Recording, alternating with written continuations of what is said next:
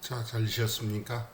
어, 다음은 우리가 이제 집단이냐 공동체냐 이 부분을 다른 데서 이제 자료가 있길래 갖고 와 봤는데 여기서 굳이 집단과 공동체를 나누는 이유는 뭐냐? 결국 그 어떤 이해관계의 얽매임 또 어떤 형식적이고 사무적인 집단이 되지 말고 공동체도 집단입니다. 그런데 어떤 관계가 좋은 구성원들끼리 좋은 관계를 유지하고 있는 공동체가 되자 이해관계에 너무 치우쳐 있는 그러한 집단보다는 공동체가 되자라고 하는 의미에서 이렇게 굳이 억지로 나눠놓고 이렇게 설명하는데 커다란 의미는 없습니다. 그래서 우리는 이 회복적 생활 교육에서는 평화로운 공동체가 되는 것을 목표로 하고 있기 때문에 집단보다는 공동체가 되어야 된다는 의미에서 여기 이 부분을 굳이 나눠놓고 설명을 한 것 같습니다. 크게 의미는 없으니까 한번 읽어 보는 걸로 하도록 하겠습니다. 그 다음에 이제 회복적 생활 교육의 접근 방식이 몇 가지 있는데 로저스 여러분들 이 앞에 상담 이론을 공부할 때 인간중심적 상담 인간중심 상담 이론의 칼 로저스 이야기가 나왔죠. 이 자아실현을 목표로 하는 게 인간중심 상담 이론의 목표죠. 그래서 이 회복적 생활 교육에서도 개인의 자율성과 자기결정을 통해서 교육적으로 성장하는 것을 지지하고 있다는 거. 그 다음에 이제 아들러 개인 심리학적 접근인데 역시 상담 이론에서 아들러 심리학을 우리가 이 앞에 공부를 했습니다. 이 아들러 개인 심리학에서는 특히 가족관계, 특히 출생 순위를 많이 따진다 했죠. 그래서 이 아들러 개인 심리학적인 입장에서는 긍정적인 인간관을 기초로 해서 자신의 능력을 실현하는 경향성을 충분히 성취할 수 있도록 돕는 것에 초점을 맞추고 있다는 접근 방식입니다.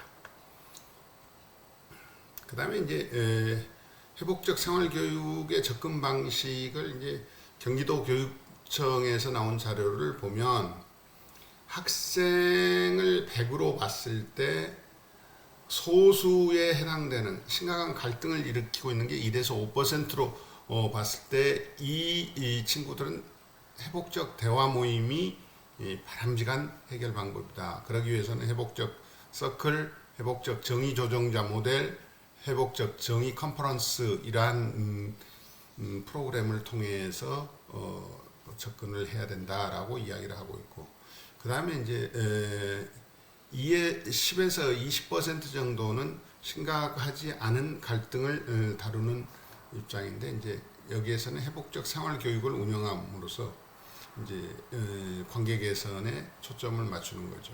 회복적 관계 맺기, 서클 운영 이런 것 등을 할 수 있고 그 다음에 이제 사회 감수성 능력을 개발하는 제일 아래 단계에서는 평화로운 교실을 위해서 준비를 하는데 기본 환경을 구축하고 회복적 문화를 조성하자라는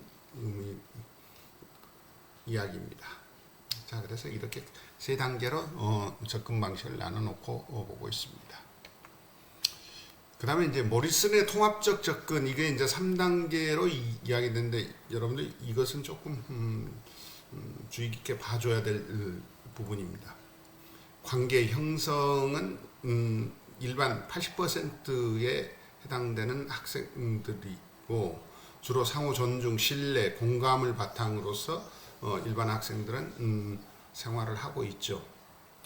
이제 주의 대상이 되는 게 15%다. 이때는 이제 관계 개선 쪽으로 가야 되고 문제 해결을 통해서 관계를 개선하는데 초점이 맞춰져야 되겠고 나머지 이제 5%가 문제 대상인데 여기가 이제 문제죠.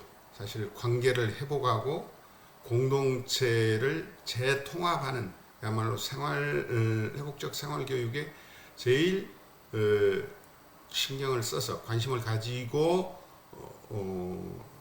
문제를 해결해야 될 대상들이죠. 그 이제 피라미드식으로 돼 이제 위로 갈수록 이제 이게 피라미드 학생 수가 적을수록 뭐 바람직하겠죠. 회복에다 맞추고 밑에는 일반 학생들은 아직 문제가 일어나지 않았기 때문에 예방에다 초점을 맞추는 게 바람직하겠죠. 그래서 모리스는 이렇게 통합적 접근 방식의 필요성을 강조하고 있습니다. 그래서 이 3단계 방금 이야기했듯이 관계 형성의 단계 일반 학생 80%죠. 갈등을 원만하게 호혜적으로 무슨 예방적 차원에 초점을 맞춰야 되고 그 다음에 15%에 해당되는 가운데 단계는 관계 개선 쪽이죠. 갈등이 생겼을 때 대화로 문제를 풀어가는 문제 해결의 단계입니다. 대화로 문제를 풀 수 있다는 것 자체가 바람직하죠. 그 다음에 이제 세 번째 단계는 문제가 발생한 5% 단계죠. 관계를 회복하는 단계. 피해를 회복하고 자발적으로 가해자가 자발적으로 책임을 지는 단계죠. 이렇게 3단계, 관계 형성, 관계 개선, 관계 회복. 이 단계별 특징, 세 단계들은 여러분들 좀 알아두도록 하고 기말고사에도 출제하도록 하겠습니다. 그 다음 회복적 생활교육 후 실천 방안입니다. 예방적 측면에서는 응보적 생활지도 관점에서 회복적 생활교육으로 전환을 해야 된다는 거죠. 이건 앞에서도 응보적 생활지도와 회복적 생활교육을 비교를 했었죠. 응보적 생활지도에서는 누가 잘못했는가를 이야기한다면 회복적 생활교육에서는 무슨 일이 누구보다는 무슨 일이 있었는가 사안 중심으로 이야기하는 거죠. 또 어떤 잘못을 한 것인가 보다는 누가 피해를 당했는가 또 어떤 학칙을 위반했는가 보다는 어떤 피해를 발생했는가 문제 학생을 어떻게 처리할 것인가 보다는 피해를 회복하기 위해 무엇이 필요한가 어느 정도 징계가 적절한가 이건 사람이죠. 가해 학생이죠. 그것보다는 학교 공동체가 가피해 학생의 관계 개선, 치유를 위해서는 해야 할 일은 무엇인가를 고민하는 거. 이게 더 바람직한 거죠.